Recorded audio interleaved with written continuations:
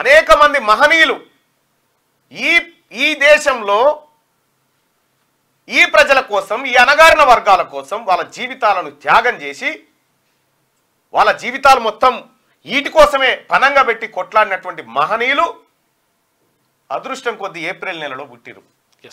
అంబేద్కర్ కానీ, జగజీవన్ రావు కానీ, ఇటువంటి వాళ్ళు ఏప్రిల్ నెలలో పుడితే దాన్ని మనని ఏప్రిల్ ఫూల్ అని చేసి పారేసారు. కథం ఫూల్స్ డే అయిపోయింది. ఈ ఏప్రిల్ నెల అత్యంత పవిత్రమైనటువంటి నెల. ఈ పవిత్రమైనటువంటి నెలలో మనం జరుపుకోవాల్సినటువంటి పండగలు యాటలు కోసుక తినుడు కాదు. మనం స్మరించుకోవాల్సిన మహిళలు ఎంతో మంది ఉన్నారు. ఇవాళ ఏప్రిల్ 6 తారీఖు. ఈ ప్రస్తావన ఎందుకు చెప్తా ఉన్నంటే, చెల్లె రేలారే రేలా గంగా ఒక పాటను, మహనీయులకు సంబంధించినటువంటి ఒక పాటను ఇవాళ ఈ ప్రపంచం ముందుకు తీసుకొచ్చింది. ఆ పాటను ఒకసారి మార్నింగ్ న్యూస్లో చూద్దామన్న ఉద్దేశంతో అలాగే చెల్లెని కూడా ఆహ్వానించడం జరిగింది. దా చెల్లె. అలాగే బాంబే ఏమంటారు, బాంబే నారాయణ గారు ఈ పాటను రండన్న. ఈ పాటకు నిర్మాత వెన్నుముక లాంటి వ్యక్తి ఈ పాటను అందించిండు. నారాయణ అన్న బాంబేలో తెలుగు వారందరినీ ఒకతాటికి తేవడం కోసం ఆయన చేసినటువంటి ప్రయత్నాలు, పైసలు లేక, బస్ కిరాయి ఛార్జీలు లేక ఇంటింటికి తిరిగిపోయి అందరికి జమ చేసి తెలుగువారి ఐక్యత అంటూ ఆ రోజుల్లోనే తెలుగువారి కోసం పత్రికను ఏర్పాటు చేసినటువంటి గొప్ప వ్యక్తి. ఈ పాటకు సహకరించడం చెల్లె గంగా. మీకు తెలుసు, అనేకమైనటువంటి సామాజిక స్పృహ ఉన్నటువంటి ఏది పాటలను మన ముందుకు తీసుకొచ్చింది. చెల్లె సారథ్యంలో నారాయణన్న సహకారంతో వచ్చినటువంటి ఈ పాటను ఒక్కసారి చూద్దాం. ఎక్కడుందిరా?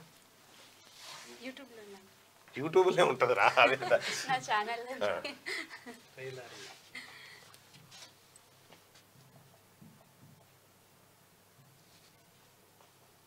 ఇదేగా. Hey guys, welcome back to my